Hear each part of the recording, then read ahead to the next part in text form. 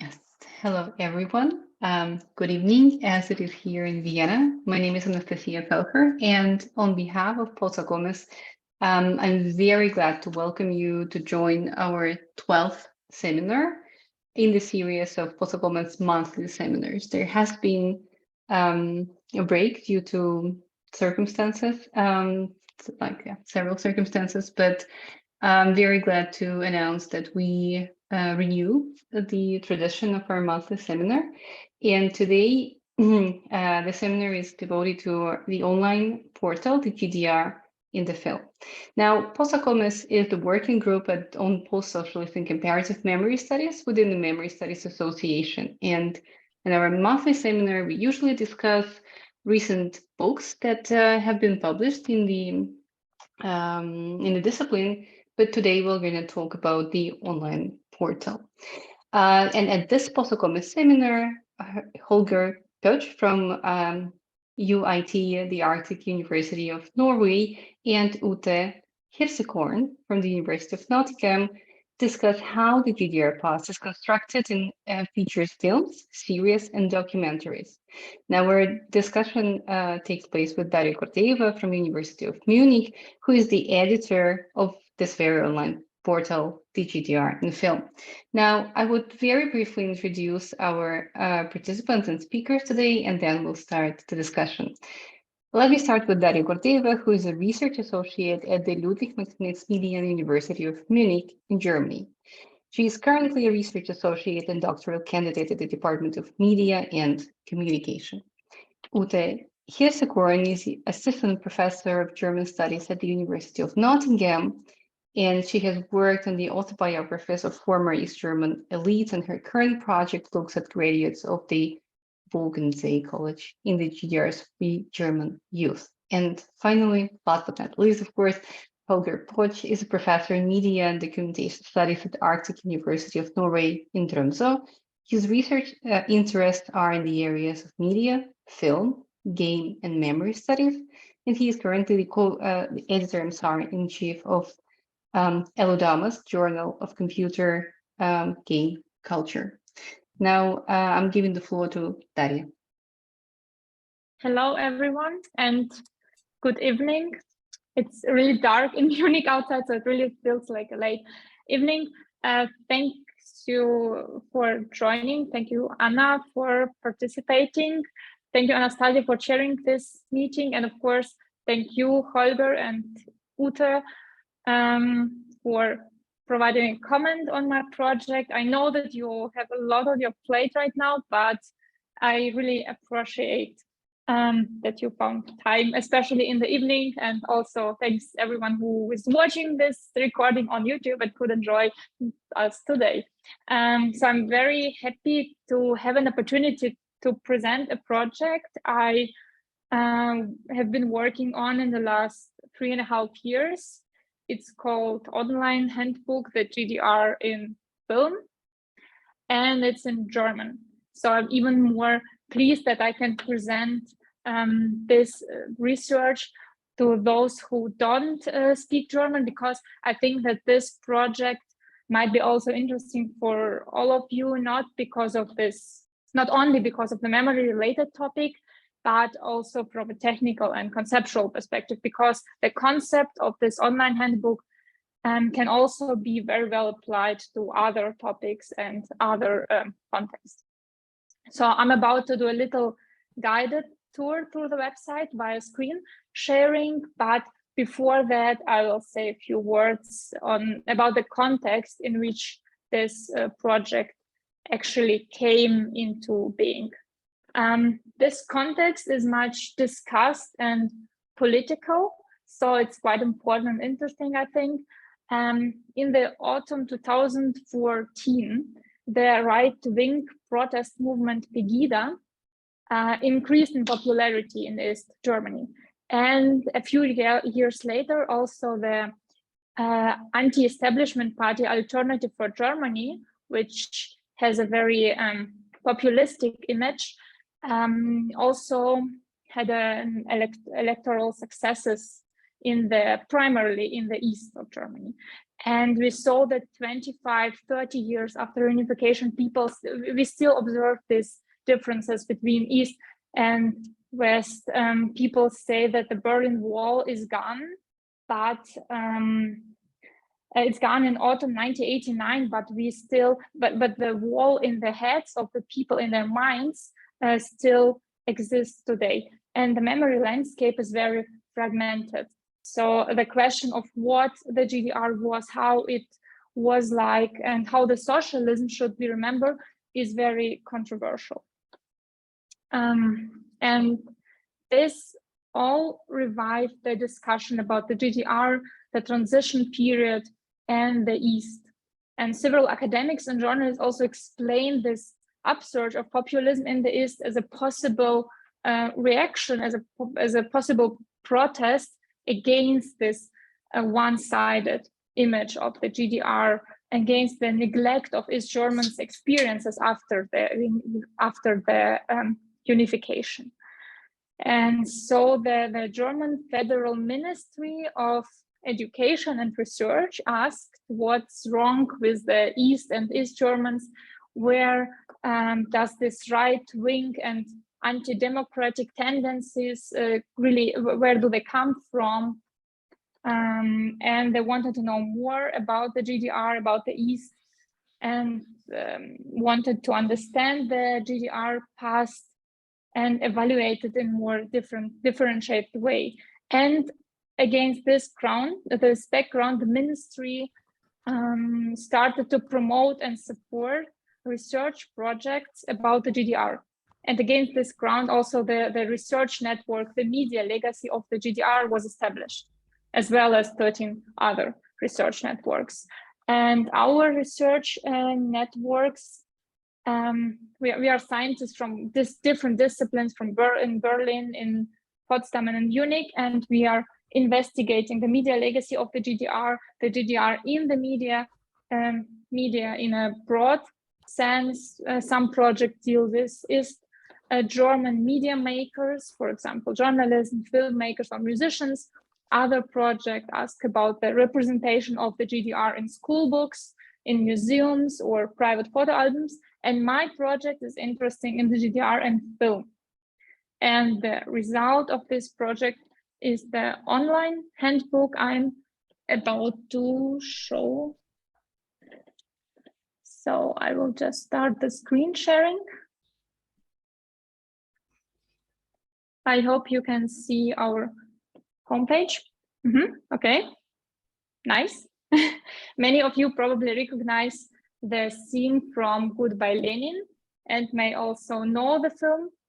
Of all the films about the GDR ever released in German cinemas, this film has the biggest audience figures, over 6 million cinema goers. And that also makes Goodbye Lenin one of 10 most successful German films ever. Maybe we can talk about this film later in the discussion and about what made this film so special, but this film is only the tip of the iceberg, because beneath the surface, there are more than 100 serious feature films and documentaries about the GDR released after 1990 on television, in the cinemas, or in recent years on streaming platforms. All this film provided the audience with very emotional, very powerful images of the past, and some of them, for example, the Oscar winner, The Lives of Others, some films have a particularly strong, particularly lasting impact on collectively shared ideas of what the GDR was like, what life in the GDR was like. And so this impact of film images, their strong influence on the cultural memory was our starting point. That's why films are the most important and also so far the most extensive section of our handbook. We wanted to know what images of the GDR films create. We wanted to know what stories they tell, with what characters, in what colors, with what music, and so on. And we also wanted to know how and who is behind these images, which actors, which structures, who directs these films, also who gives money for the production and distribution. And we also wanted to know how these films are received, how much audience they gather, what reviews they get, and what awards they get. And we also wanted to put these films in relation to the culture of remembers about the GDR as a whole in Germany. We asked, do these films reproduce the hegemonic, the dominant, the official narrative, or do they provide a kind of counter narrative, or do they even bring different narratives together in one film? And on this page, you can see an overview of all the films we have analyzed so far in this project. Yeah, I think you can scroll down when you open it in your browser. We all have also included different sorting and filtering options. You can, for example, search for comedies or thrillers. You can search for film motifs to find, for example, films about family or art or escape, protest, or espionage. You can search for films that tell about the Prague Spring or about the so-called Wende, the transition period. You can also find films set in Berlin or Dresden, or even in the Soviet Union or in the USA. Or you can find films that are set in 60s or in 80s. All these filtering options are also a tool for analyzing films. Using this tool, you can assemble a film sample for your study. For example, if you want to describe how the fall of the Berlin Wall is represented in films, or if you want to know how the relationship between East and West under the keyword Cold War is constructed in films. You may wonder why there are no pictures for some films.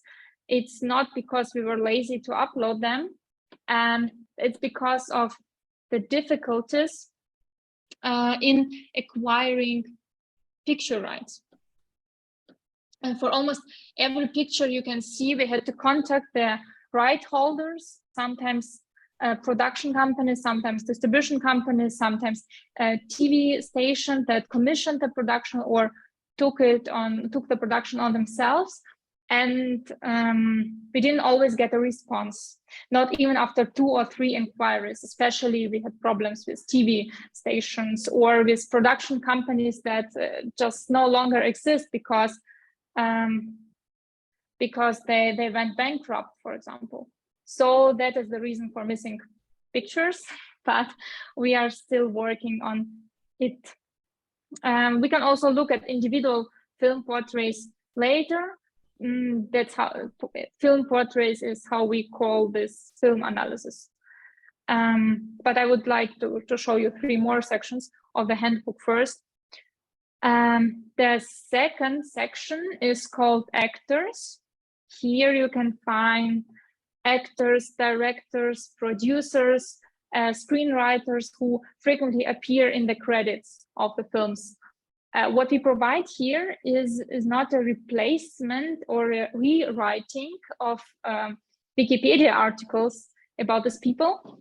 We are providing an analysis based on the GDR connection of these actors. So we were interested in whether they were born in the East or whether they have any other experience with the GDR, what other films about the GDR have they made, what was their motivation for making films about the GDR or acting film about the GDR. Did they talk about this in interviews? And if it was possible, we also added pictures from the films where they have played. And the least filled area in the moment. And at the same time, this is also the area with the greatest potential for growth is the features area. We have deliberately chosen this general term, feature, to describe everything you can find on this site: essays, podcasts, analysis. We also plan to publish some interviews with filmmakers here. And the idea of the feature is to go beyond the individual film and the individual actor. So in other words, features should provide a cross-film and cross-actor analysis. For example, we currently have 2 texts on the representation of the GDR, of the GDR art scene in films, or a text on the image of the GDR school. And we also have some more text in the pipeline, for example, about the image of the Stasi, the German secret police. And this is the area where you can probably best see the advantages of this online format. Online handbook is not a printed book, it's not a monography or anthology, which cannot be expanded once completed. So the possibility of expanding the content is, in my view, the greatest advantage of the portal. The new films are coming into the cinemas.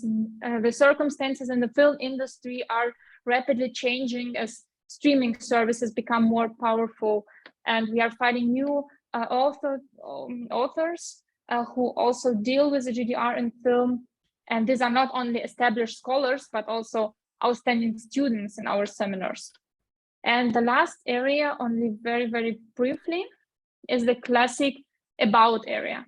Here you can find all the background information about the project, the state of the research, the concept, our film selection, methodology, and also the people involved.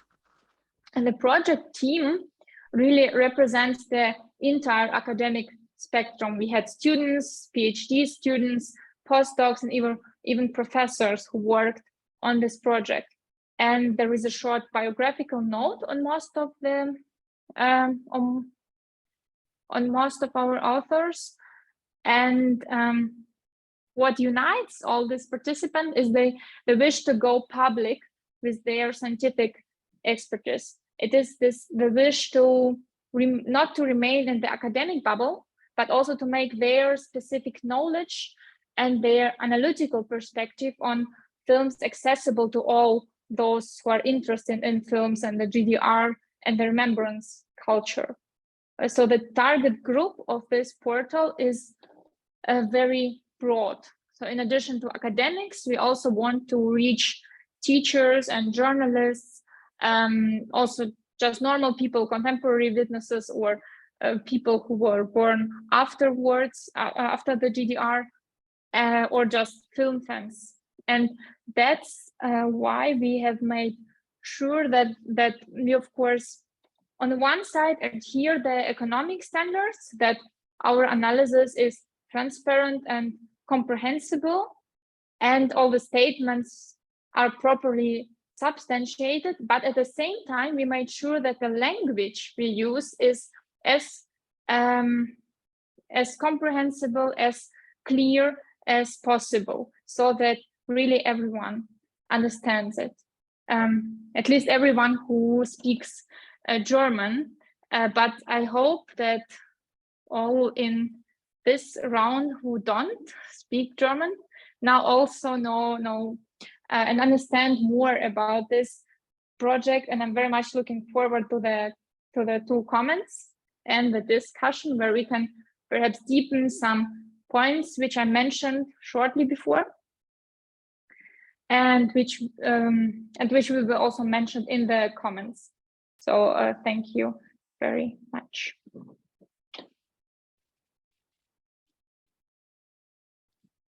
Thank you very much, Daria. And either Ute or Holger, welcome. The floor is yours. Yeah, okay. I think we sort of suggested that I would go first. Is that correct? Or have you? change? Yeah, okay. Sure. So what I'm trying to do is to contextualize, if I can get there, hang on.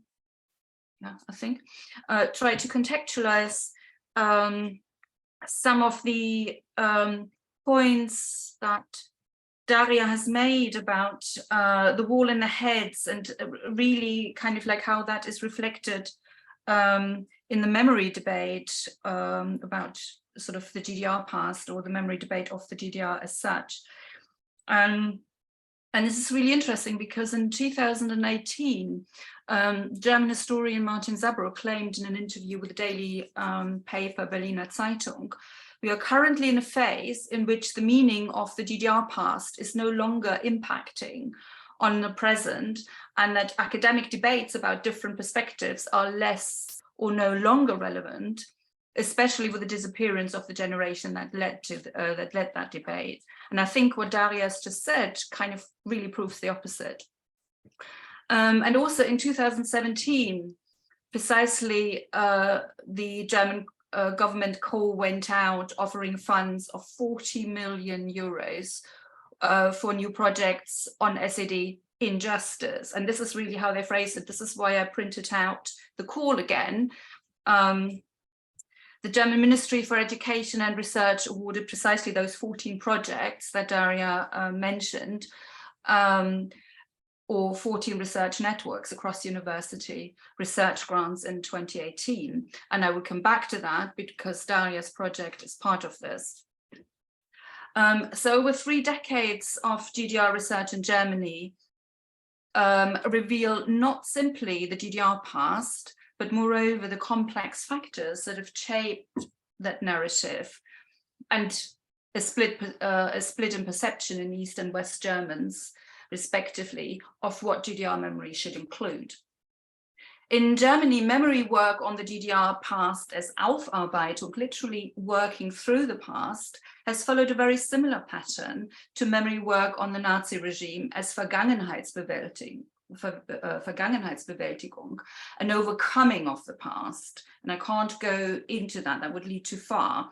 But a period of immediate reparations and compensation was accompanied by legal processing of guilt and responsibility, and debates about morality and injustice in the GDR that were in turn followed by debate and wider reconciliation.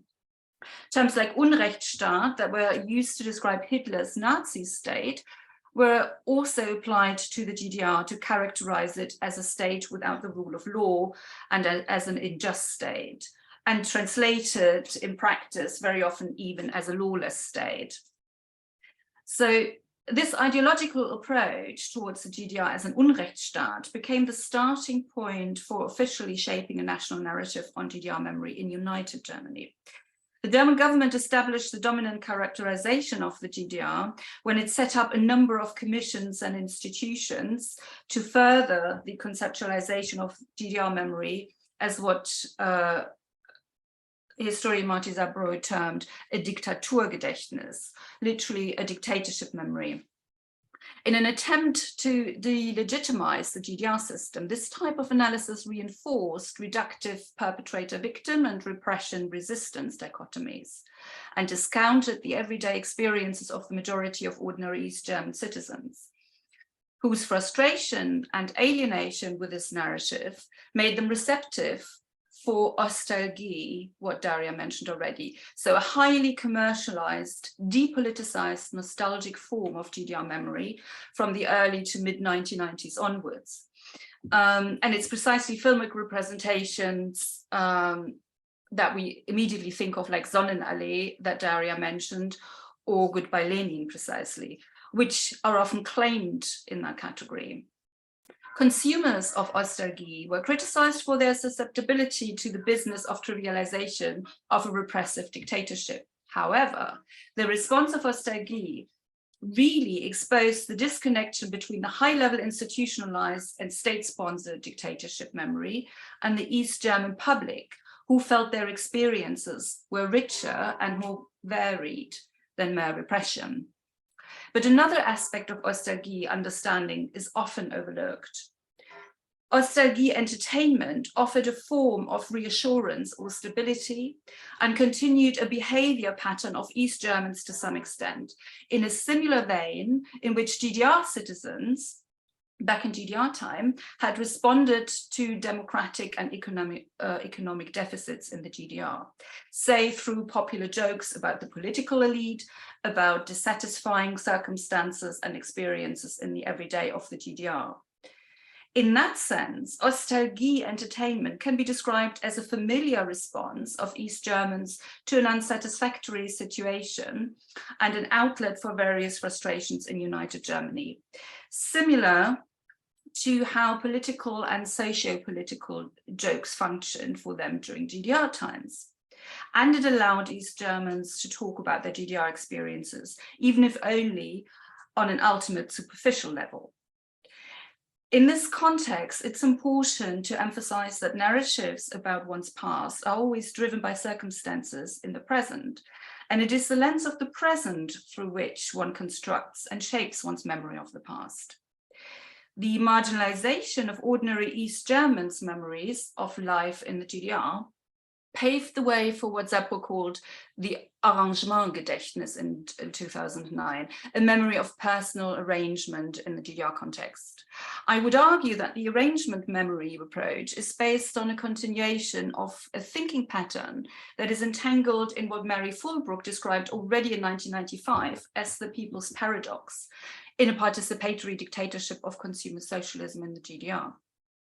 For Fulbrook, people slipped into regime conformity in their everyday lives and through a process of normalization so that ideological premises and values became mentally integrated in a form that allows one to adapt to a peaceful existence and dismiss ideological content in everyday life from the foreground by focusing on simply getting on with the everyday.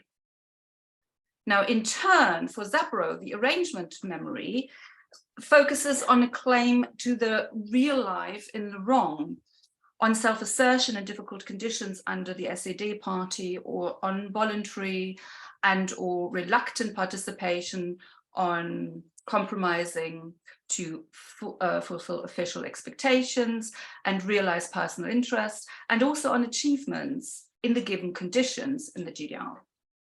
It adheres to or also favors GDR values such as peace and social security and stability in comparison to all the insecurities in United Germany.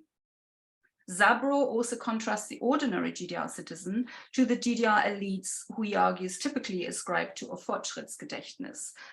And with Fortschrittgedächtnis, he means a memory that focuses on the GDR as the better, meaning in relation to social values of Marxism in the guise of the GDR. It approaches the GDR as a state that took denazification seriously and buys into the founding myth of the GDR as anti-fascist state and cites the Cold War as predominantly responsible for deficiencies in the GDR and necessary compromises, whether in relation to democracy or economy. So it emphasizes the socialist achievements of the GDR. Bottom line, institutional German cultural memory was thus shaped as something relatively distinct from the communicative memory of ordinary East German citizens. It took another 10 years before German scholars, spearheaded in particular by social scientists, finally opened up more widely to join the debates that had long been underway in Anglo-American research on East Germans and their GDR past, to explore the perceptions of ordinary citizens. In contrast, Anglo-American scholars were exploring issues of East Germans in the context of their complex relationship with the GDR systems far earlier. Mary Fulbrook, for example, in 2005 in The People's State. Without allowing time for the complex relationship between different Modi memoranda, and that's my reference to Assmann here, so without time for these relationships to evolve, the German government, with support of sections of academia precisely, attempted to force cultural memory through an incentivized politics of memory that reflect old Cold War tactics, in particular through selective presentation that invalidates any positive notion of or any positive experience of GDR culture. Clark and Wölfel argue that through this discourse strategy, a negative foil of the East Germans and the GDR system was created, against which contemporary German democracy could affirm its achievements and define the East German as the other. Arbe describes a picture of the East German that the West German created as an alterity construction, in which the East German is marked off as authoritarian, irresponsible, xenophobic, racist, neutral, or indifferent towards National Socialism, all attributes that West Germans claim to have overcome.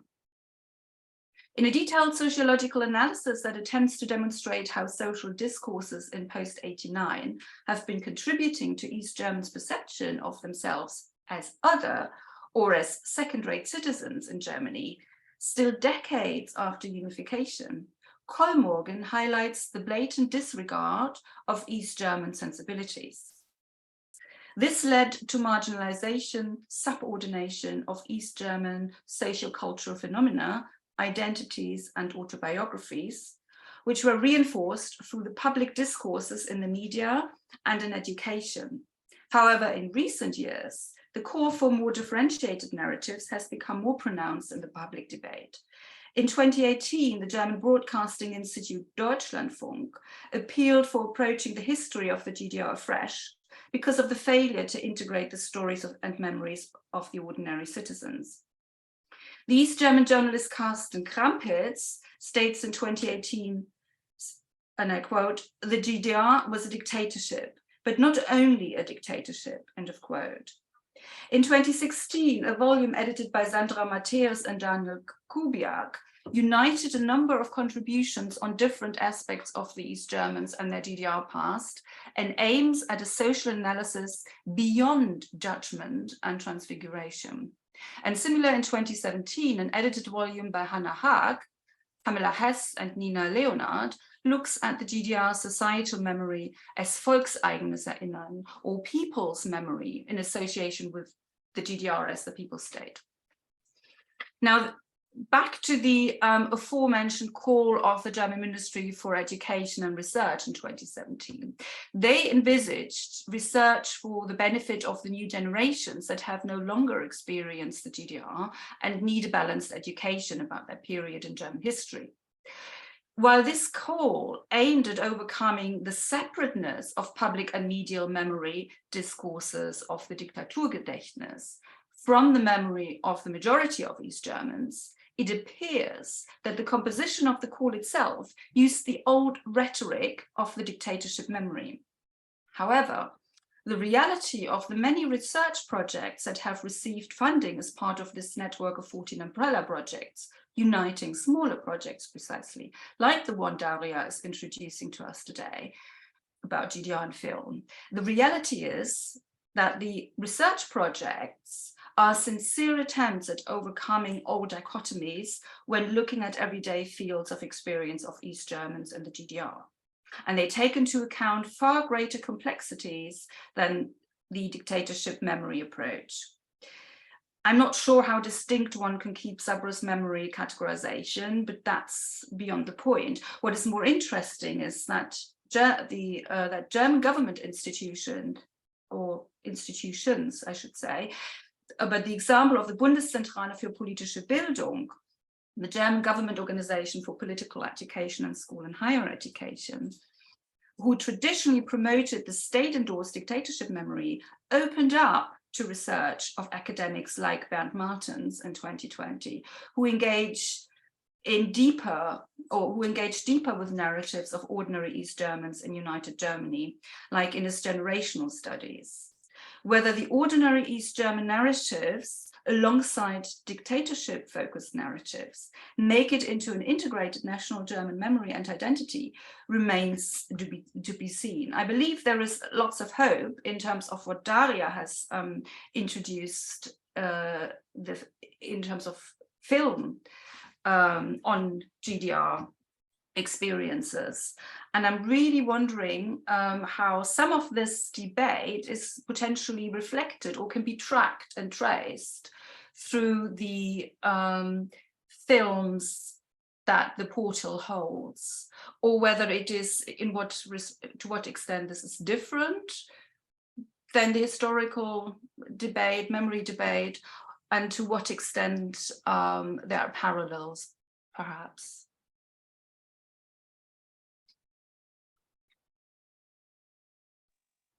Thank you very much, Ute. And now, Holger, the floor is yours. Thank you.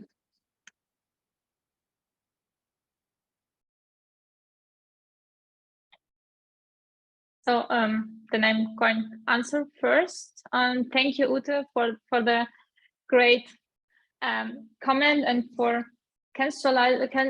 providing a context for the project. And it's really important that all the points you mentioned are very important, because this is the content in which all the films we analyzed are being produced or were produced, distributed, and received.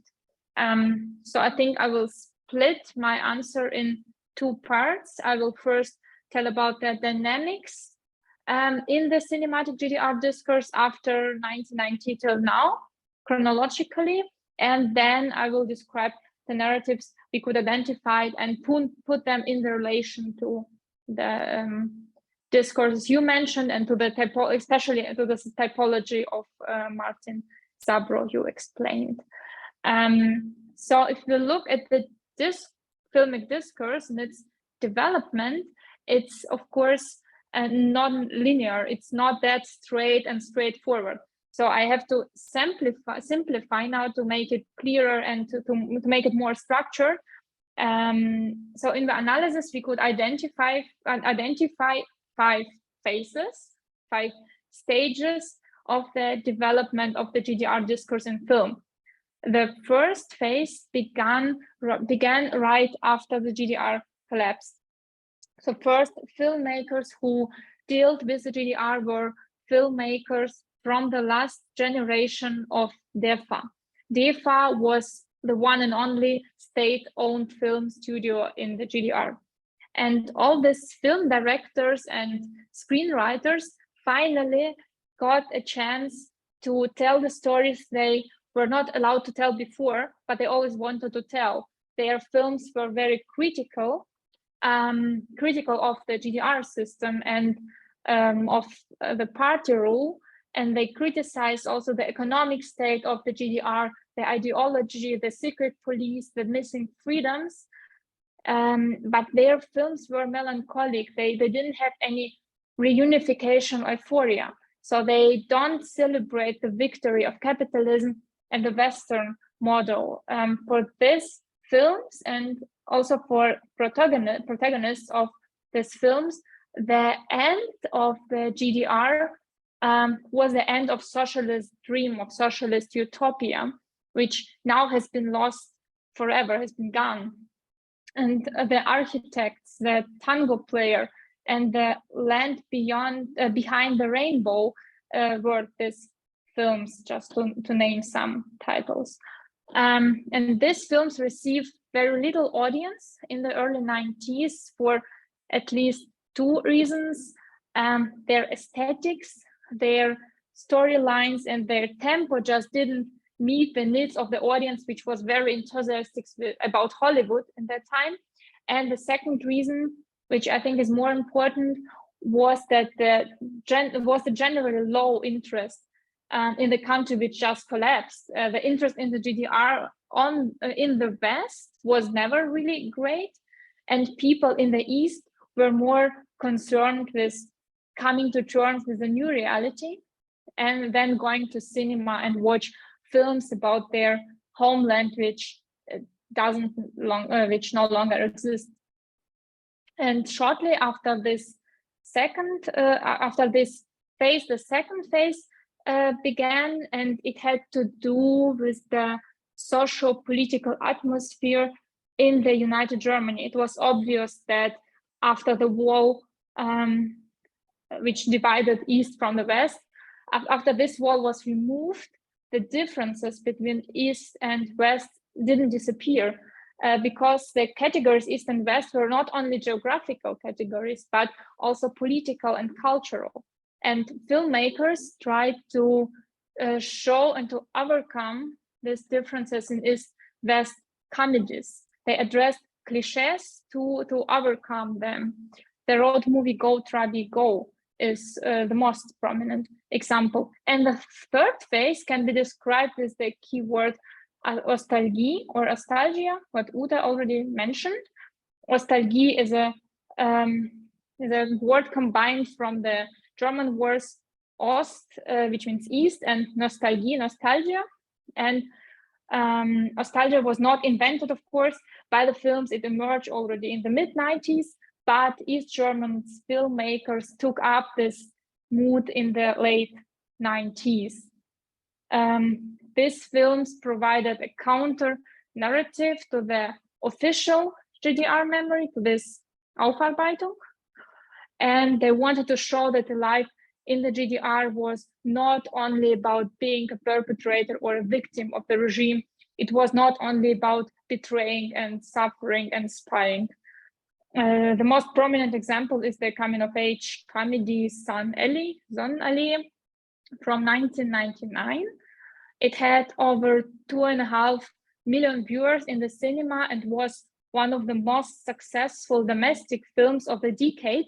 And this success of this film suggested that 10 years after unification, especially East German audience were very much interested in seeing films which don't demonize their former homeland, but which celebrate their past. And the comedy Sonnenallee also prepared the ground for the later success of Goodbye Lenin. But it all changed in 2006 with the drama The Lives of Others about the East German secret police. It won the Oscar, the Academy Award. And this film was made by the best German film director Florian Henkel von Donnersmarck. And this film marks the return to the serious cinema, which was considered more appropriate for examining the GDR than nostalgia films. So many critics saw this film as an important and necessary corrective to the nostalgia films. And I think it's pretty funny because you receive this dynamics. First, nostalgia comedies want to provide a corrective to the one-sided representation of the GDR as a dictatorship, as Unrechtsstaat, the state with no rule of law. And then dramas want to correct the nostalgic view. So we see that films respond to the general social, political, and cultural context, but they also engage in dialogue with each other. And the fifth phase came in 2018 with the success of the biopic Gundermann by Andreas Dresen. It's a film about the East German singer-songwriter Gerhard Gundermann. It was made by the GDR foreign director who claimed that the history of the GDR has been too long written by people from the West who don't have any GDR experience. And now it's time, that's what Andreas Dresen said in many interviews, it's time for East Germans to reclaim, to get back the interpretative power, the sovereignty over their own biographies. And in this film, Andreas Dresen tells a biography of Gundermann, Gerhard Gundermann, who was a complex and ambivalent person, like actually all of us. Gerhard Gundermann was a musician and an excavator operator in a coal mine. So he sang about the beauty of the nature he destroyed at the same time. And he was a committed socialist, he was a patriot, but at the same time critical towards the government and the system. He helped people, he inspired them with his music in their everyday life, but at the same, he also had a music band and a lot of friends. And at the same time, he worked for the secret police for the Stasi as an unofficial collaborator. And this film has set a trend about telling about the GDR past through the prism of individual biographies, to show that the socialist past was not black and white, that there were many shades in between. And these 5 stages are of course not that strict. Dictatorship dramas also appeared during the period of nostalgic comedies and after 2006, even though since the success of The Lives of Others, there is almost no film about the GDR without the secret police, but still comedies have also been released in cinemas during that time. And if we look at all the films about the GDR released after 1919, we observe a clear dominance of the dictatorship narrative, which corresponds with this dictatorship memory Ute already explained. And what does it mean? It means that these films tell about mass surveillance of GDR citizens by the secret police. They show protests of people, especially young people, against the regime. They show repressions and brutality of the regime, the espionage, the sorrowful separation between East and West, and also life-threatening escape attempts from the GDR. This is a very popular motive, especially when some people fall victim of the GDR border regime and die trying to escape. And if we analyze the figures, we usually see powerless victims of the regime and courageous opponents against the regime on the one side and evil perpetrators on the other side, such as party functionaries, Stasi employees, or collaborators. And this story of suffering in the GDR usually ends in the films on a euphoric note with a successful escape or with the fall of the Berlin Wall. And the Wende, this transition period, is celebrated actually as the end of suffering and act of liberation, which finally makes happy future possible for lovers, for friends and families, which used to be separated by the wall. And that's what Ute also already said. And also in these films, the GDR appears as a kind of negative foil to the contemporary Germany. And the West in these films is also portrayed as free and democratic and morally and economically superior. So this is the dominant narrative in the films, especially in TV films. And more popular get films which tell about the everyday life in the GDR. This is what fits this arrangement Gedächtnis. And these films tell coming-of-age stories, stories about love and friendship and family. And it doesn't mean that these films totally neglect all the dictatorial aspects of the party rule in the GDR. They don't ignore the missing freedoms and ideology. So they don't ignore these aspects, but they also show how these restrictions collide with an everyday life of ordinary citizens. They show that private happiness was still possible. These films explore how people came to terms with the system, which only allowed very limited leeway. And these films have a pretty ambivalent view on the fall of the wall and the following unification. So on the one side, the fall of the wall has a very positive connotation because it repairs fractured relationships in the families, it unites friends and lovers, and it awakes also the democratic spirit and awakes the hope for a better future. At the same time, it means also the farewell of the old usual life and an uncertainty about the future. And there are also some more films which recognize the utopian potential of the socialist society.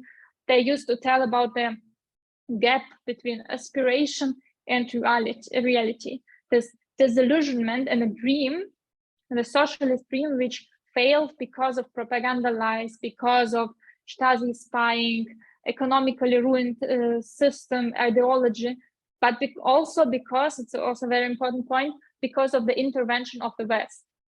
And in the end of the GDR has a mostly negative connotation, because the German unification also went hand in hand with the lost struggle for a better, for a just society, and the loss of belief in the socialist utopia. So the victory of capitalist West is a personal defeat of all those people who really believed in the communist ideal. For example, in the film Sealed Lips, the main protagonist, the convinced socialist Antonia Berger, watches, in the end of the film, she watches images of the fall of the wall on television, and then she says that she invites her friend who died, and so doesn't have to experience this collapse of the GDR. So as you can see, I can actually talk endlessly about the films, but I would suggest that we move to the second comment. And if you have further questions, then we can, of course, for example, about who makes these films, we can talk about this later. Thank you, Daria. Yeah, for latecomers, my name is Holger Pötzsch and I work at UIT, the Arctic University of Norway. Thank you for inviting me, Daria. That was really nice. And I start with a little bit of kind of personal history about my relation to your portal and to your project. Because I met you first in 2019 when I was in a sabbatical at LMU Munich. And back then, the portal that has come to fruition now was not much more than a plan, and a loosely devised plan and a series of very good ideas. And seeing it now makes me really happy, because it became a really impressive database and a very important resource, and I think a very good research tool that will make many master students and PhD students and researchers happy in the future. Because it does something that very often proves difficult in research on popular culture or cultural expressions in general, and that is gaining an overview of what's out there. Usually we try and then we end up with something we chose ourselves without really being able to say, well, this was better than all the other stuff that's out there. And I think your portal will really make this particular step far more easier.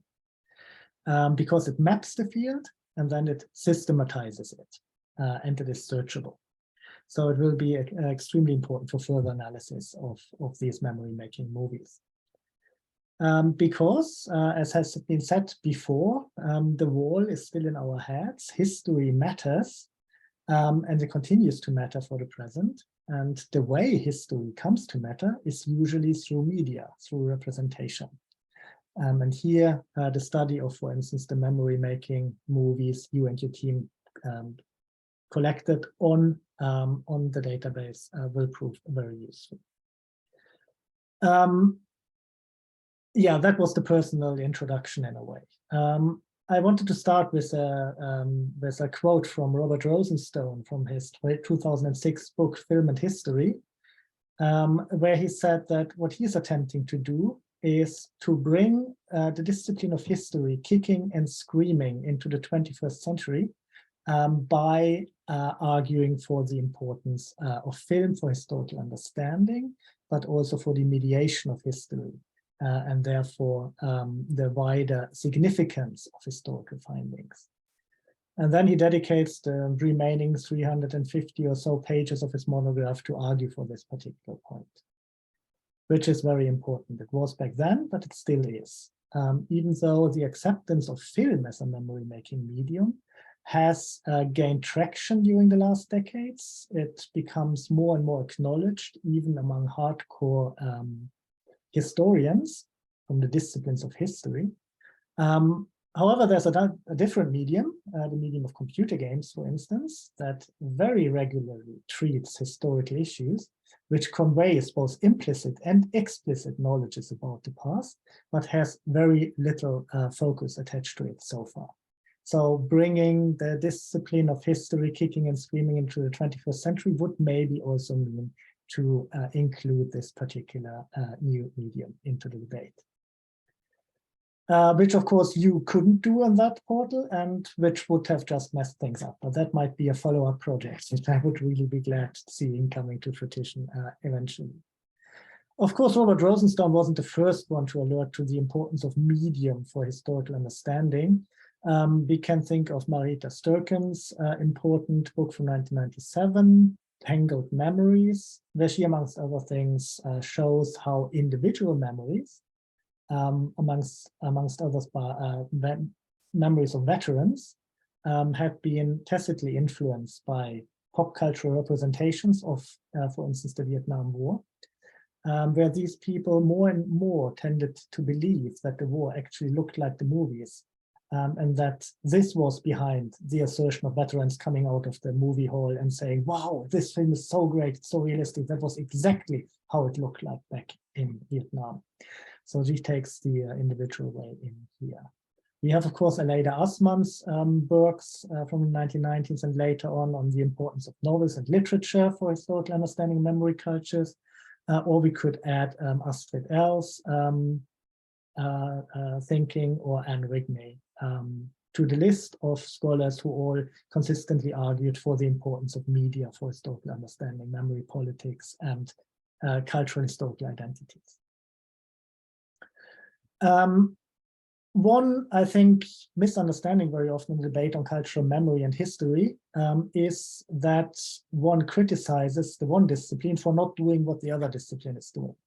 Cultural memory studies and history are two different academic disciplines with different methods and different objectives for what they are doing.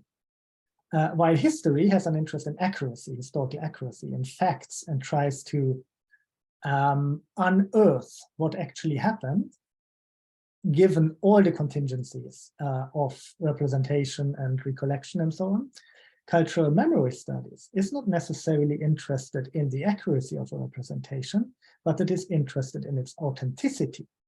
Why would people believe that this representation, for instance, a memory-making movie about GDR history, has anything to do with history?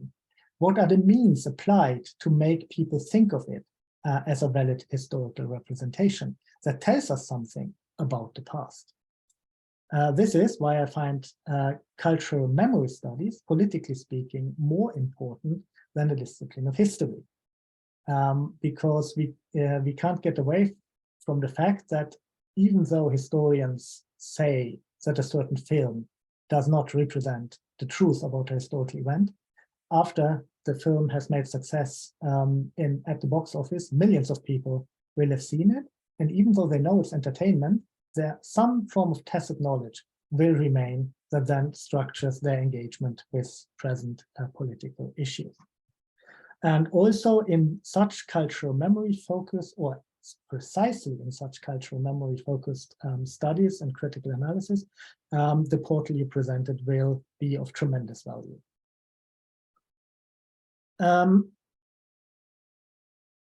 It is also of value because it brings together things that are very often kept apart in cultural or in attempts to understand the memory-making potentials of works, let's say films. Since Stuart Hall, I think his encoding decoding model is very good to bring up here. We all at least have a model available that shows us that what is mediated as aesthetic form comes from somewhere. It comes from a concrete production context where you have to have profit calculations and all other particular issues which predispose the form you can give a film to make it profitable.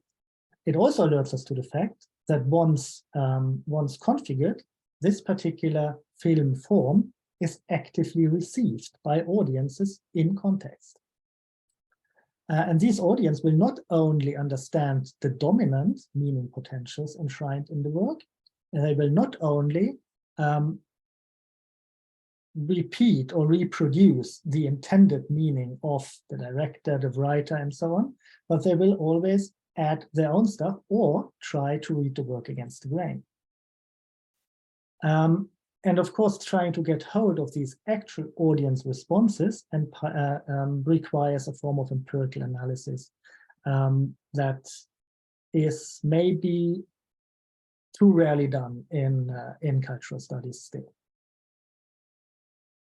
I say this because there might be one weakness in your portal, and that is exactly reduces this complexity of the works to one particular, let's say, content summary and a few particular facts about the production context and so on. And I think it might do a disservice to this kind of deep understanding a proper interpretation of a work can offer. Of course, you're aware of that. We know that because we have discussed it, and this is not. It is not the objective of the portal to allow or enable this or to convey this type of research. It is a first step that can make it easier for researchers to find the proper material that they then can give this type of contextual, deep, close reading and interpretative analysis. Yes. Based on this, I would like to ask you about taking these complexities of cultural representation into account. Could you say a little bit about which problems you encountered when you were working on the material, when you're putting together, when you were editing and reviewing the contributions on the different films, in terms of categorization of content, the summaries? Do you feel that you could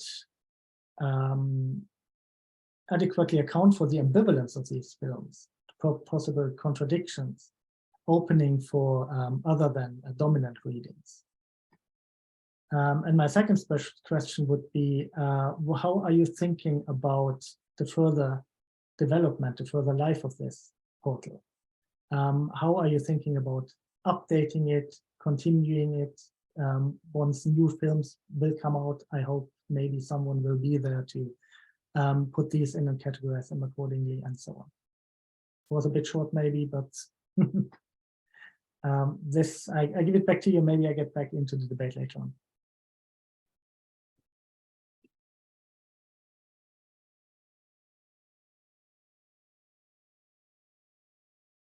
Thank you, Holger, for this interesting comment.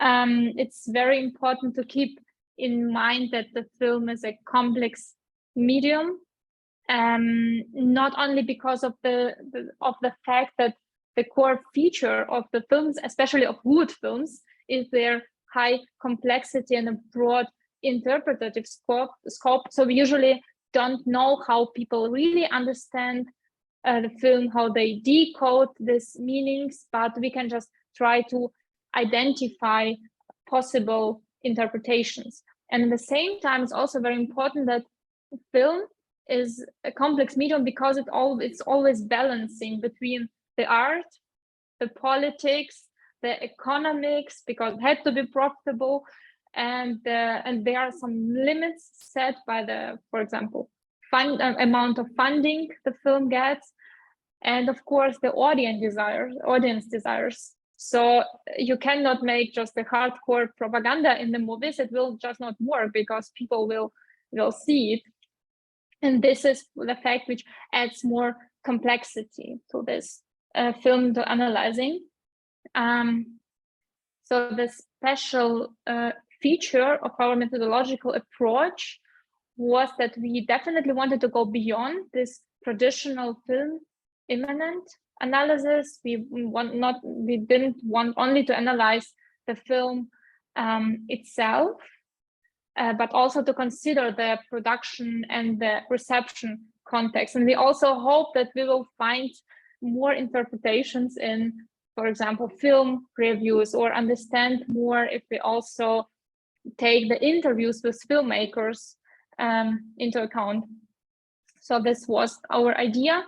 I think I will just share my screen again to show on one example how we worked with films and what we tried to, which aspects of the films we analyzed. I will just take the first film. So if you open the page of the film, you see here a table of content in the German, but I will just show you quickly what we have. We have, of course, the film, the basic data on the film, the year, the production country, the director name, the screenwriter, a very short description of the film, and the keywords. For example, the time in which this film is set in, the motifs it covers, and the trailer. We started analysis with the production context. We asked who made the film, which reference to the film topics does the director, the screenwriter, the producer have, which biography, which intentions, who provided the funding, is it based on some novels, for example? So everything, how did this film emerge actually? How we also asked, I will show it later. We also analyzed didactic materials and press materials.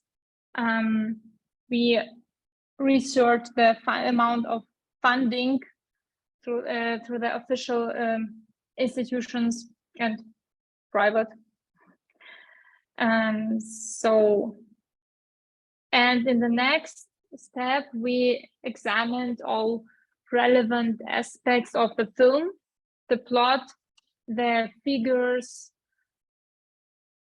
the short descriptions, the image of the society which this film constructs, the aesthetic aspect, the cinematic means such as camera work, colors, sound, and music.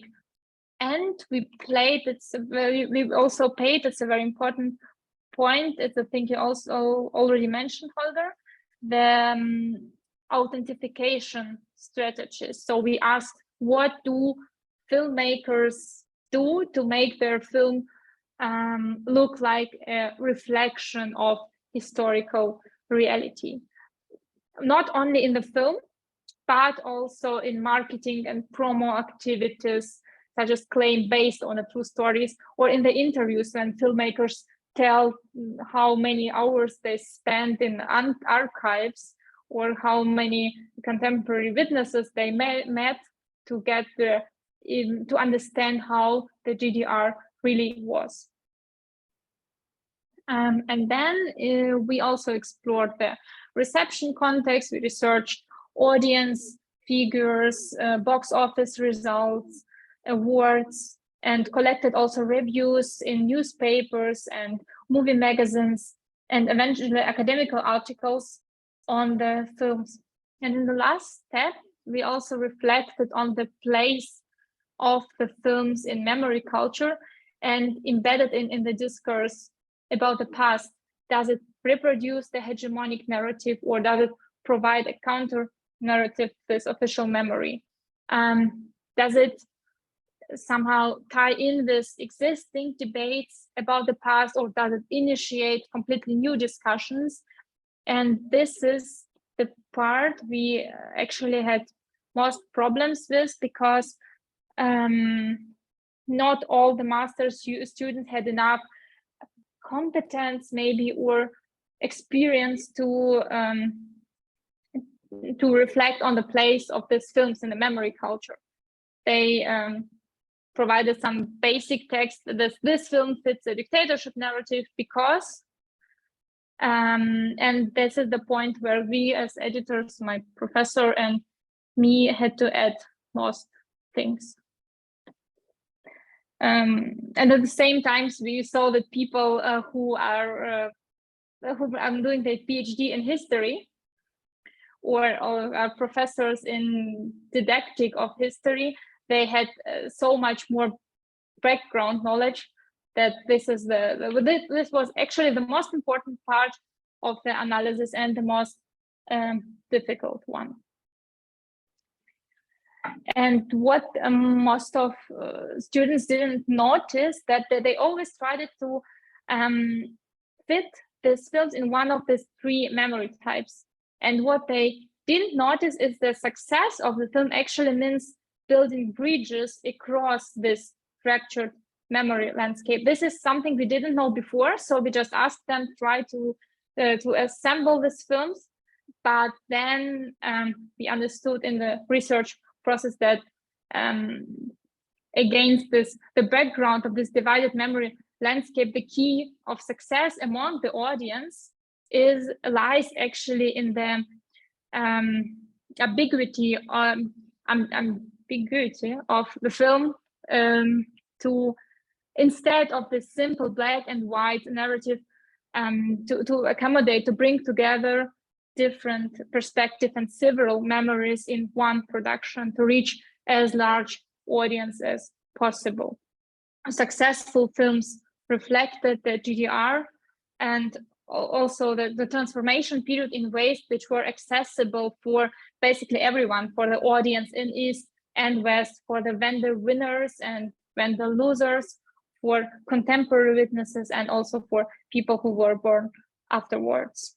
And Goodbye Lenin was, for most critics, this unification film par excellence. So on the one side, it engages with nostalgia and sees the GDR through the eyes of a just normal teenager who takes care of his mother, who falls in love, has friends. But it's not only about that. A film that only celebrates the GDR would hardly become that successful, especially abroad. But Goodbye Lenin is the first film since unification in which the union between East and West also gets a symbolic reward in the film. So by the end of the film, the East German Ariane and her West German boyfriend are expecting a baby, and Alex, the main protagonist, still has his Russian girlfriend, which also suggests that the possibility of a new ideology-free German-Russian friendship. So Goodbye Lenin also shows that East German experience of the West after 1989 and 1990, it shows this experience in a positive light, but at the same time, it avoids this one-sided view on the superior West. It shows why the GDR was so worth living and loving for so many people. And this film also pays reference actually to both, to the state achievements, in particular to the space launch of the GDR cosmonaut Zygmunt Jähn, but it doesn't ignore the negative aspects. For example, the Stasi and the fact that the father of Alex, of the main protagonist, also escaped in the West, and his mother stayed in the GDR because she was afraid that if she gets arrested, the Stasi will take her children away. So it on the one side endorses this East German pride of what their homeland achieved and they achieved in the GDR, but it also corrects this nostalgia asymmetry by highlighting also problematic and dictatorial aspects. And these films also shows that a good socialism associated with the belief in true solidarity and kind deeds and neighborliness, that it was actually suppressed in the GDR by the regime. And so this is the way how Goodbye Lenin actually says goodbye to socialism and to the GDR. And these are the aspects that for example, our students didn't always necessarily recognize, because it was pretty difficult, because you really need a broad understanding of the context. And regarding the future of the project, so the future financing of the project is not secure, not clear yet. We applied for the grant of from the Ministry of Education for the further 2 years. We also developed some concrete ideas on what we could do. And we also are thinking now about, so we didn't get any answer yet, but we are also thinking about cooperations, for example, this Bundeszentrale für politische Bildung, this federal agency of civic education. So we definitely see the potential to grow, especially in this feature area. And we see that also our students are always happy to get published, to be the part of this big project. So I hope that we will find financial options to develop this handbook also in the next years. We will see. Thanks.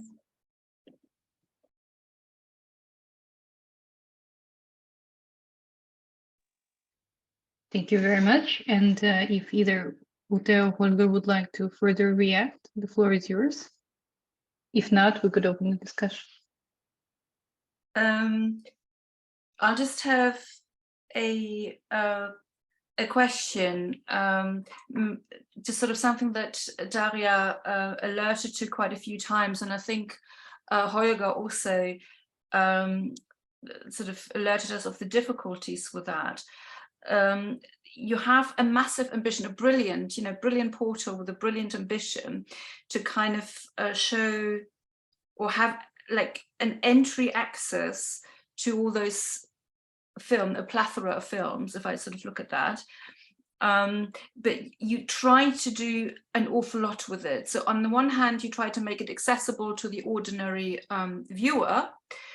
And I think this is where you might get the attention of the Bundeszentrale für politische Bildung if you go down that road. And on the other hand, you try to appeal also to an academic audience, if I understood that correctly.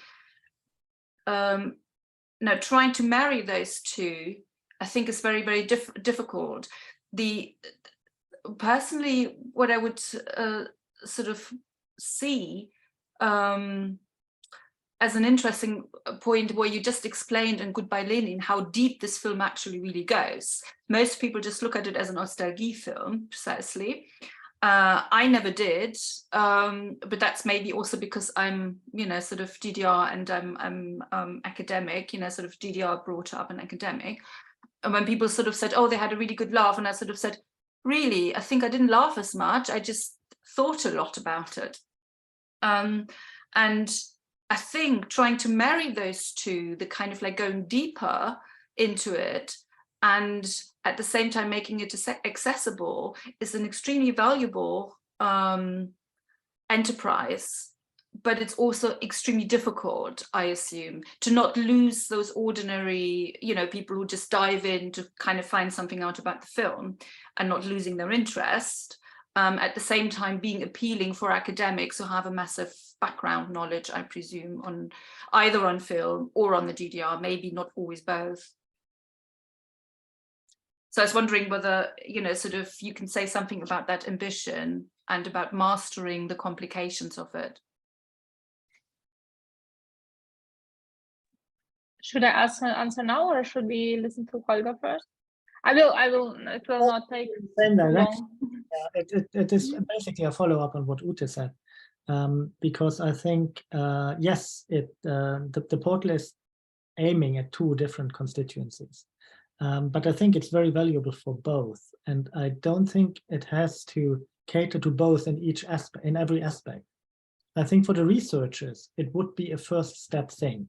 I go there to identify the actual titles I want to go into detail, and I just have to know what's out there about the Berlin uprising, right? Or about great escape narratives.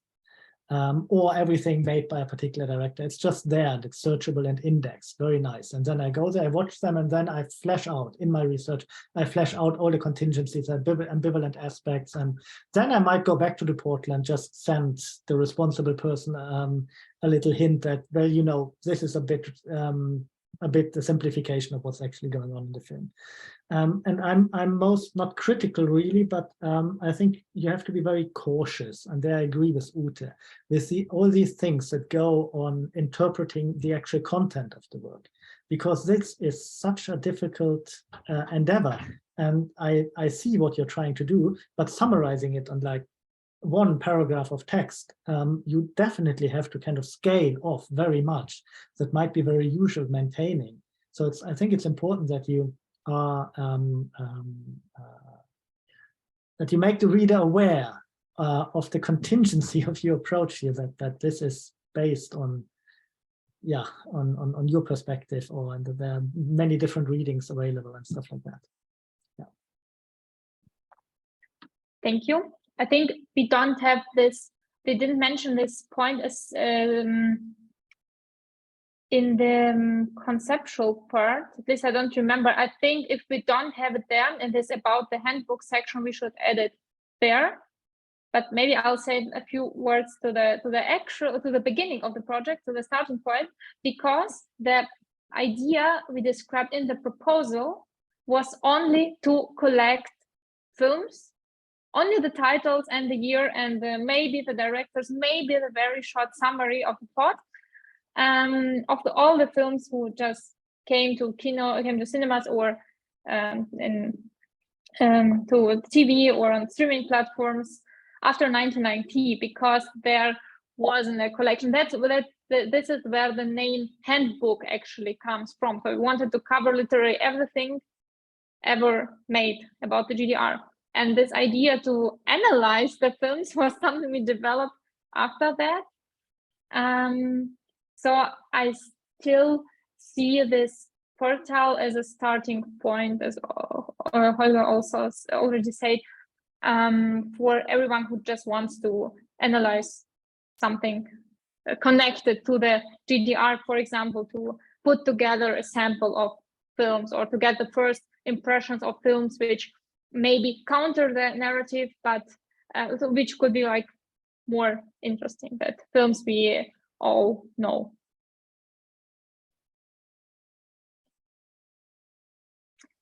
And we couldn't go endlessly into the deep, because I think otherwise the text to the films would be like endless.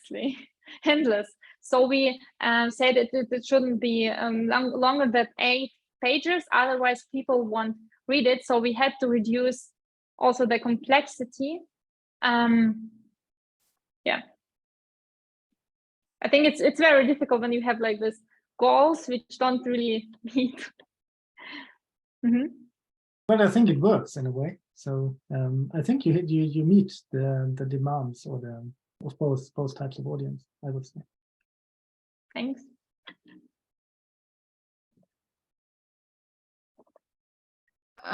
Yeah, just a quick response. I think this is a great portal, and I don't mean to criticize it, because I know it's like, as you say, it's the beginning of something that can kind of fruit. And I was wondering, all those things that you explained about the different phases of the films, I may have missed that, but is that on the portal as well? Because I think that would be, as a sort of chronological overview of what was going on, that would be really valuable, I think, to people who visit the portal.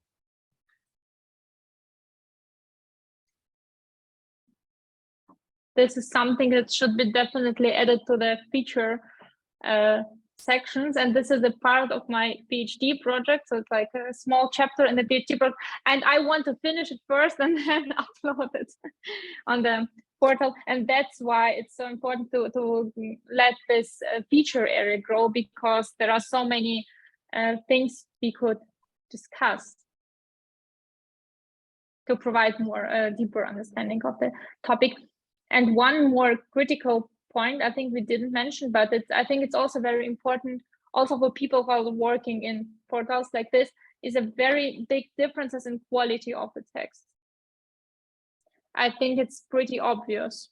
Even among the students, we sometimes had to rewrite, but we cannot write again. So these quality differences are also not that great, but I still think that it's a good starting point. Yeah.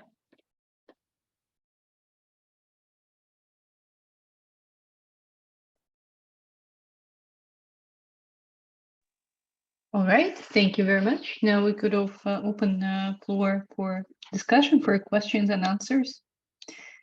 And I have one very basic one to Daria. How many students did you manage to engage in writing? We had a master project over 2 semesters, 1 year, and it was enough to make them aware of the GDR memory topics. So they had 12 people in the beginning, and then 11 left in the second semester, and everyone wrote like 5 texts about not everyone, but we had people who just decided that they will write about the actors or directors, or write an analysis about the films. So these are the texts we have in the pipeline still, but they will appear on the portal soon. And we also still have seminars on the GDR, with different GDR related topics. And they sometimes also write some analysis as their homework, seminar work.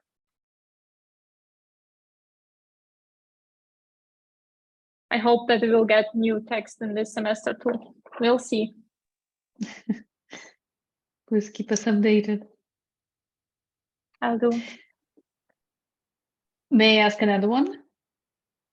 I was wondering whether you noticed any correlation between the topic distribution and the sources of funding. Let's say if the state pays, can we expect more Stasi or vice versa?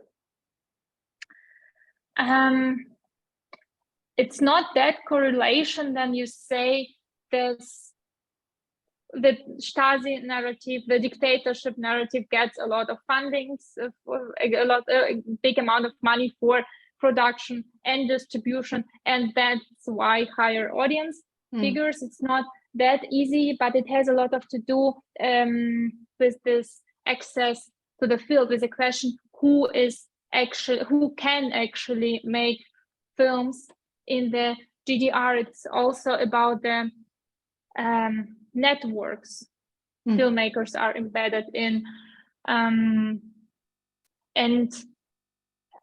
I just make clear on one example. So we see that these films who portray the GDR as a dictatorship are very often made by West German filmmakers. These are people who are socialized in the West, so it's not we are not wondering that the image of the GDR, the GDR they portray in this film is only worth fleeing to the democratic and free and this great Western world, and especially young filmmakers also see this lack of biographical reference to the GDR as a supposed advantage, because they use it as a proof of authenticity. They try to legitimize their work by saying that they went to the archives because they are not biased. They really wanted to know the truth about the GDR, and and so these filmmakers used to receive a big production and distribution funding, because not only because they are plugged in the larger networks, but also because people who are sitting in these funding bodies, they're also primarily from the West. And this might be explained by the fact that the filmmakers from the old states, from the former GDR, they from the old states, so from the West, they usually possess more resources and more capital in terms of Pierre Bourdieu, and so they're plugged in larger professional networks. Then they colleagues from the East, who many of them experience also the loss of status in the transition period, because they didn't really come to terms with this new market economy, because they worked for DEFA, for this state company, and they didn't know what it means to pitch the film idea at funding bodies. So they didn't understand the logic of these films. And at the same time, we see that the credits of arrangement films about the everyday life, they mostly feature the East German socialist filmmakers. And these films are often a response on this dominant narrative. They want to provide a counter narrative, and at the same time, they sometimes need, East German filmmakers sometimes need up to 10 years to convince the decision makers for their project and to get funding. So the Andreas Dresen, who made Gundermann, he told that he needed 8 years to convince these people, the Western funding bodies, to support this idea, because they didn't know who Gerhard Gundermann was. Yeah, but at the same time, we see that their films they receive very positive reviews from the critics, and usually more positive than the films of West German directors, because critics also praise this differentiated view on the GDR, the most complex, more complex characters and these compelling storylines. So there's not direct correlation between the narrative and the funding, but there's a lot of factors which influence who gets the money for what.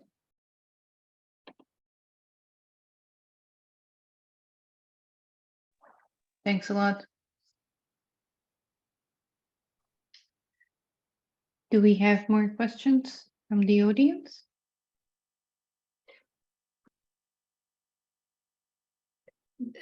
It's not a question, it's just a comment of how profound this is, what Daria just explained, because I believe this has happened, sort of post 89 in academia as well, with people's research projects. And it's amazing how this kind of like goes or sort of tracks itself through other areas of society, including art projects. And I think you explained it really well, Daria, and I think it's a really, really important point. I think we would have missed something if you didn't explain that in today's seminar. I think that was a really profound point to make. Thank you.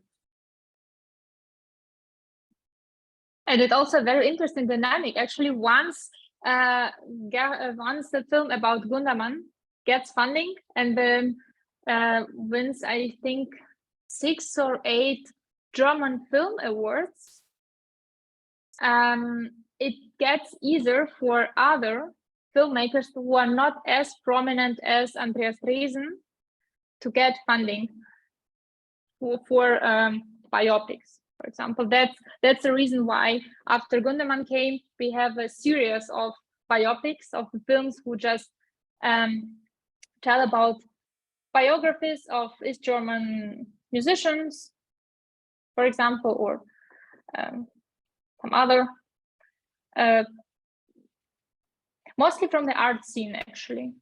Yeah, I don't know any other examples, but anyway, it's a very good way to show how complex the life of in the GDR was through the perspective of one particular person who had to come to terms with this complex system, which was not only good or bad, but somehow was.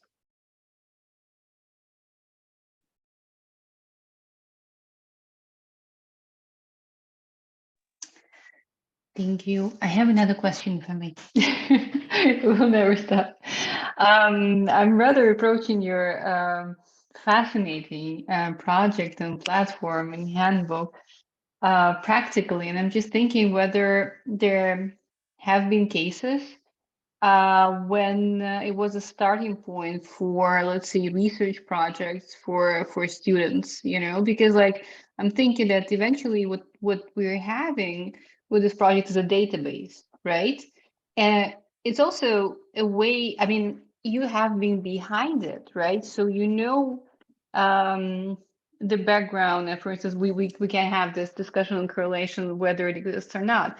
But I'm just wondering to what extent this database could be telling in itself and could push, you know, the students or basically anyone, whether you have been thinking about it, you know, when you were working on it, I don't know, new topics, you know, or let's say visualization of the entire field, so on and so forth. So I'm just thinking, I'm just like wondering whether there have been cases like this and whether you think yeah, it might be. Thank you. The feature about the art scene in the GDR was made thanks to this filtering function, because it allowed to find films dealing with the art scene in the GDR, and then the student analyzed just this particular films, how the artists are represented, how the system, how the structure is represented. Is it like restrictive or inspiring, and so on? This is one example. And then we also have in the pipeline, we have a text about the Stasi and one interesting text about Romeo espionage. It's like the men from the East who have been, the GDR men who have been sent to the West to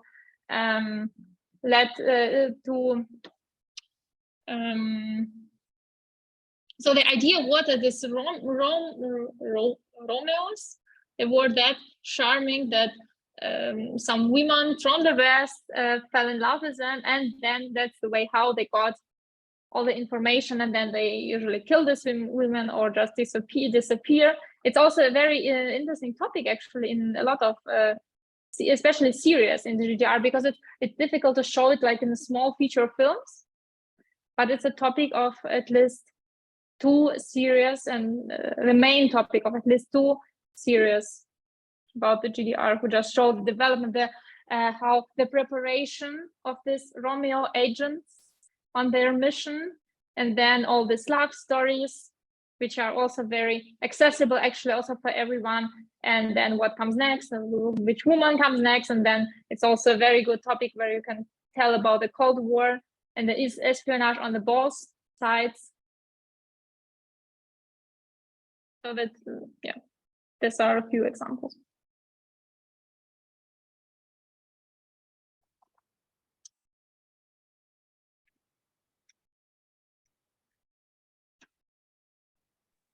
Thanks a lot. That's really fascinating. I'm like looking forward to start browsing right after we finish.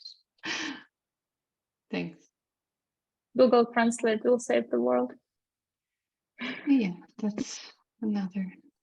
There's actually one thing, this if you do it for the Bundeszentrale, this probably won't be won't ever come up. But I was thinking, because Anglo-American research on the GDR is still very vibrant, and I was sort of thinking there is an interest, sort of with some of the films on the GDR in general, also in schools, like they teach Goodbye Lenin when they teach the GDR or things like that abroad. And so I was wondering, I mean, this might be just a money issue, but whether you ever considered to making these things available in translation, sort of the text you produce, or making the website available in English. I mean, that would be like another big project, I presume, because it would need a lot of money. I think the main problem is that a lot of films we cover on the website have never ever been translated to any other language. So they are like top most popular, and they have been analyzed actually in many publications, also in English, especially Goodbye Lenin and the Lives of Other and the Red Kakadu, for example. But it's the. Sorry, I didn't want to interrupt. I just wanted to say that this is also good material for example, English-speaking articles in journals, but I don't think that it would give more benefit to translate this website content in English. I would also doubt that, because I think the most valuable aspects for research is precisely kind of these objective facts you can list up and then correlate as you describe, and this, yeah, to make visible such connections. I think you don't need a perfect translation of all the aspects of the different entries. You could just, as you said, put them into Google Translate, and then you get something out of it. But I think really the production aspects and the background of producers and writers and directors, and then you can correlate this to box office success, and you can correlate this again to what type of narrative is told here about the GDR. I think this makes this very, very valuable a tool to identify, in a way, the filters in place that ensure kind of a general reproduction of a hegemonic narrative, in a way. But without any form of censorship or anything, just you have this systematic push, these patterns of support and restraint privileging a certain perspective on history, I think. And these connections can be made visible, I think, with this tool and a little bit of further research once you have your entry points, I think. Yeah, and this is what I meant with for researchers, this database is a first step. It's not that the database itself is in the beginnings, but that you as a researcher with an interest in these questions can go to your database and get the initial ideas about which films to look at and from which angle, and then you dig deeper. And I think this is what makes it important and very useful.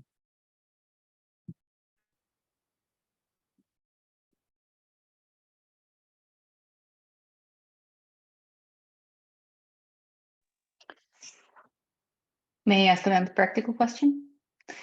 I was wondering to what extent the objectives of the website, of the database, as we labeled it, corresponded to your research interests, and how much time it took to coordinate it on top of being a PhD student and working on your own research. Thank you.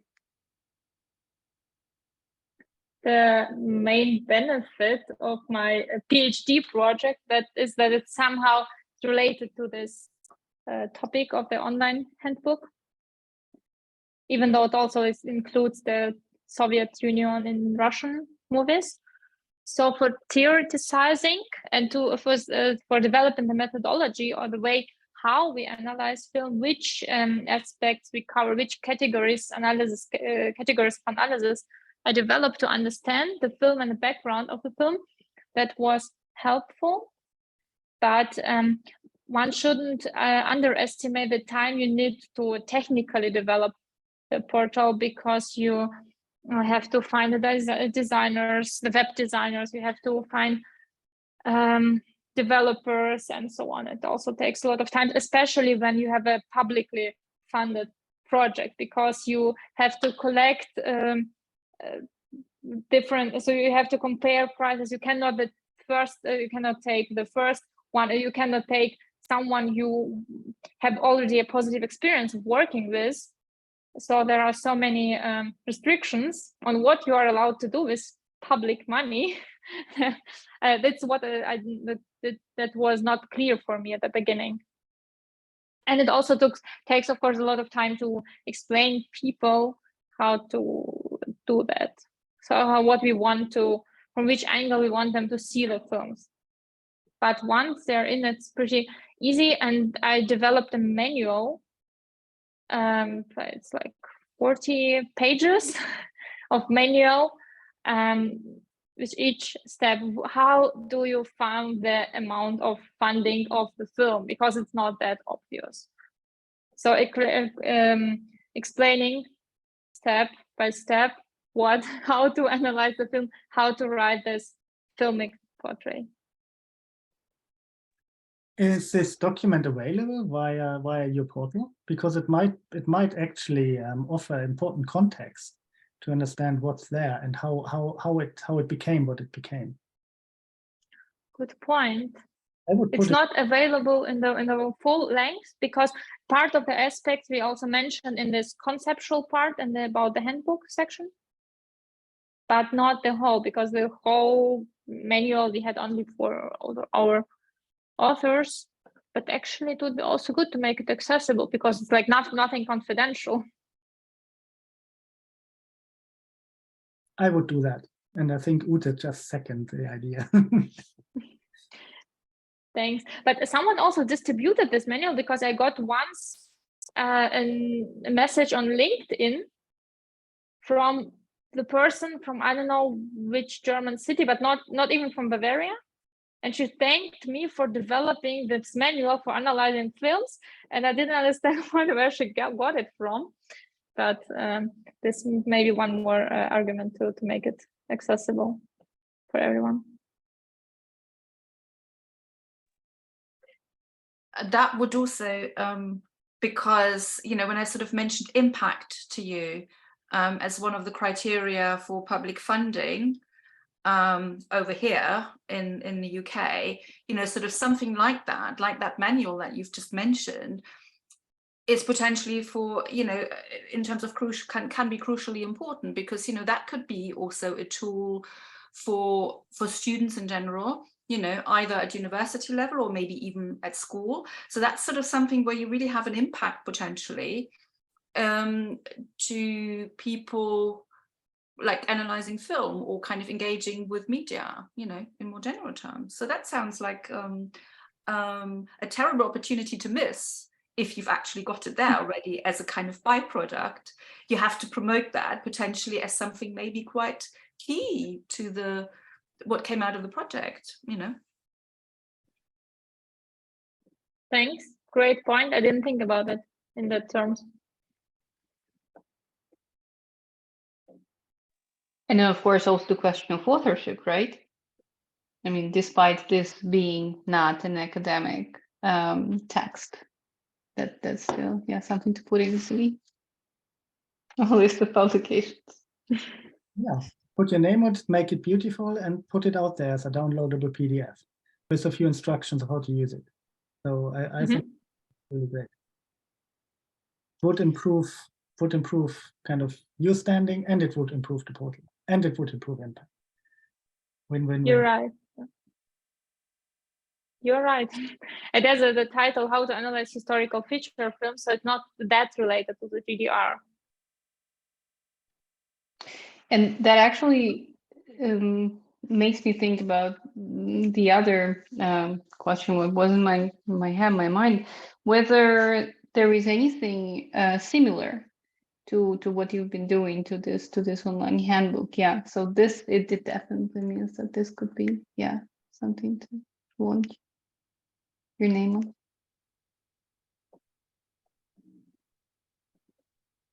We have a smaller research association, Erbe 89, so the legacy of 1809. It's one of this research association, for one of these 14 research associations who also get funding from the Federal Ministry of Education and Research. We're working together, and they are especially interested in representing of revolution in popular culture, analyzing songs, for example, and literature, and also films. And we are working together with them, but it's still not exactly what we are doing. But this is also very good cooperation actually for both of us. So they are also interested in films. And about the GDR, it's a very popular topic. There are always regularly anthologies appearing on these topics, but even these anthologies, they include actually single film analysis mostly. And these are always the same films, actually. They look at the lives of others, or Sun Ellie or Goodbye Lenin every time from a little bit different perspective, which is always very interesting. But it doesn't have this handbook overview character. And if I may, I have a tiny provocative question at the very end. So, is there any similar body of film production about Western Germany? Or is it something very specific about the East? What do you mean this about Western Germany? Well, with the portal and the topic of today's seminar is about GDR, right? Mm-hmm. But and then there are movies that, I mean, Goodbye Lenin and The Life of Others already speak to themselves, right? About so it is memory about the regime, it is memory about the time, it is about the exact geographical location. And what about the other side of the wall? Like, is there similar, I don't know, romanticization, or like, I'm not a specialist, you see, I'm just like thinking out loud. I don't really know. I actually only thought about the West, but the West is always omnipresent in all the films about the GDR. So you cannot describe in every film about the GDR, there is the West. Normally as a thing, as a place you want to get to escaping from the GDR. But I don't even know if there are some other online portals about these films or particular film topics or motives. This is, I think, the main point. I think this is, as far as I'm aware, this is a unique project to have a handbook as an online platform, because I've just been working on a physical handbook as a contributor. So I think this is a really unique feature to promote, that this is like a first, having a handbook as an online platform where you can access, you know, sort of through different entries, basically, you know, whether you use the search function with the different categories, or whether you just kind of like go through, I don't know, a more systematic way of looking at, you know, sort of from, I don't know, chronologically or so. I think this is very unique. As far as I know, unless maybe Holger knows another project that uses a handbook in an online format as a sort of platform thing. And I think that's something to promote as part of the project as well. The uniqueness of that. To sum up, I have a problem with marketing and promotion of this great project, because I always think that's just like interesting but nothing special. But now when you're saying, I think we should like just do more promotion for this format and issue. You sound a little bit like, you know, sort of something that I know very, very well from East German, the kind of modesty, which again is sort of where I'm sort of thinking this might be an Eastern Bloc feature of mentality. We are not normally happy to sell what we are doing, or what we are, you know, sort of in a big picture. But that's just by the by.